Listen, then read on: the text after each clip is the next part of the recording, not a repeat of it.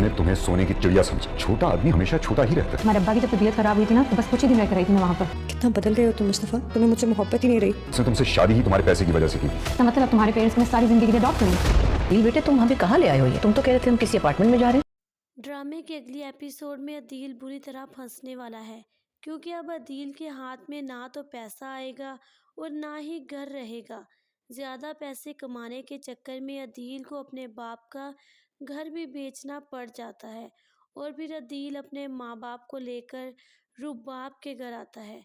इतना बड़ा महल देखकर शगुफ्ता बेगम अदील से पूछती है कि अदील, तुम हमें कहाँ ले आए हो और ये घर किसका है? जिस पर कहता है अदील कि ये रुबाब का घर है और अब हम लोग यहीं रहेंगे। तो उसका बाप पूछता है कि रुबाब तो यहाँ नहीं है, लेकिन हम यहाँ कैसे रहेंगे? क्या रुबाब कुछ नहीं कहेगी हमें? जिस पर अदील कहता है कि मैंने रुबाब से बात कर ली है, वो हमें कुछ नहीं कहेगी। दूसरी तरफ रुबाब और उसके बाप को अदील की हकीकत का पता चल जाता है और रुबाब फ़ौरन पाकिस्तान आती है।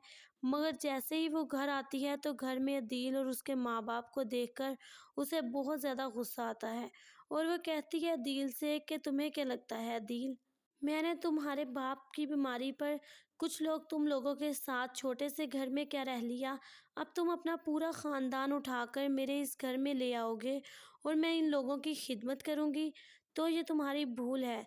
जिस पर अदील कहता है कि ये मेरे माँ बाप हैं रुबाब, और ये मेरे साथ ही रहेंगे।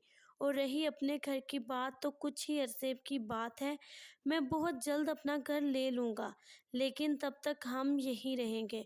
दूसरी तरफ शर्जीना, जो कि मुस्तफ़ा की तरफ से काफ़ी परेशान होती है, क्योंकि मुस्तफ़ा हर वक्त अपने काम में मसरूफ़ रहता है, और कहती है शर्जीना मुस्तफ़ा से कि तुम्हें लगता है कि खुशियाँ सिर्फ़ पैसों से मिलती हैं, लेकिन मेरे पास तुम्हारा साथ ही बहुत बड़ी नेमत है।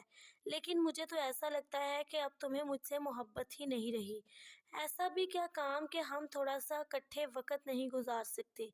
मैं नहीं चाहती कि तुम पैसा कमाने के चक्कर में मुझे और ख़ुद की ज़ात को ही भूल जाओ, हमारे रिश्ते को ही भूल जाओ। मुझे वो आसाइशें नहीं चाहिए जिसमें तुम्हारा साथ ना हो।